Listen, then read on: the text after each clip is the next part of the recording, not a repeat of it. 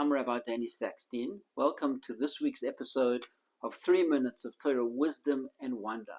Today is Chai Elul, the 18th day of the month of Elul, and it is the Yarzeit of the great Maharal. Maharal stands for, it's an acronym for Moreinu Harav Luvi, our teacher, Rabbi Luvi. The Maharal's name was Yehuda Luvi ben Betzalel. Luvi is German for lion, and Yehuda, the tribe of Yehuda, they were described by Yaakov Avinu as, he was described as a lion. So often we have a lion together with Yehuda, like Yehuda Leib, so this is Yehuda Luvi, which is the German version of that.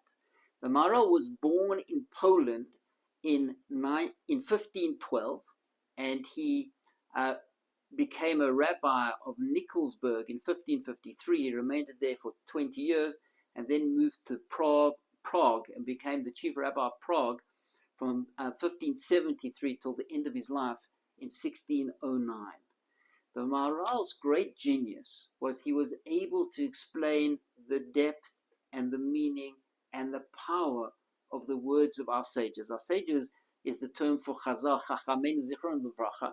They were the great rabbis of the Mishnah and of the Gemara, of the Talmud, from about 100 before the Common Era to 600 after the Common Era. And within the words of our sages is everything we need to know to understand the purpose of life, the purpose of our existence, the Jewish understanding of the world that God gave us at Mount Sinai.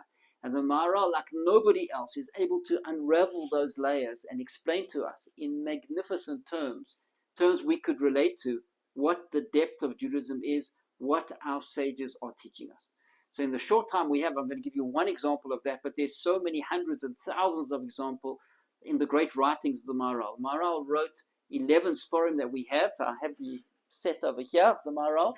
And in those Sforim are just such magnificent gems which explain the whole depth of Judaism and the system of creation that has been taught to us by God at Mount Sinai.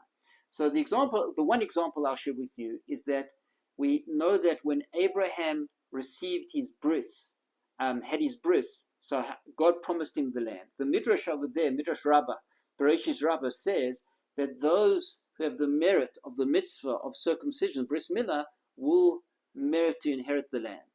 Why? Why is circumcision connected to the land of Israel? The Maharal explains, and he says the land of Israel is the interface between the physical and spiritual worlds, the channels up to the spiritual world. The shefa, the flow of divine blessing and energy, comes through the land of Israel. And the land of Israel therefore represents the ideal way to live, in which we balance the physical and spiritual, in which the physical is a representation and a connection to the spiritual. The most powerful organ in the human body, the most powerful drive in a human being is the sexual drive, symbolized by that organ. And if we in that place have a covenant with God, in that place we dedicate that energy and that power within a human being to spirituality and to our covenant with God, so it shows that we're living in a way in which we're using the physical and channeling the physical for spiritual means. And that's why it's not a coincidence that those that have the mitzvah of bris milah, which represents using that great power in a human being for holy purposes, merits the land of Israel, which is the land where we're supposed to live in a spiritual way. We're supposed to elevate and use the physical as a means to connect to and a framework for the spiritual. So that's just one small example of the great genius of the Maharal. And on his Yarzeit, it's a great honor to learn his Torah. And may the light of the Maharal's Torah spread across the world. We need that wisdom, that understanding, that depth in our days, in our times, because in order to connect to the depth of Judaism, one has to understand how beautiful it is and how meaningful it is. And there's no better way to do that than through the teachings of the Maharal. Please remember to like and subscribe. Thank you for listening.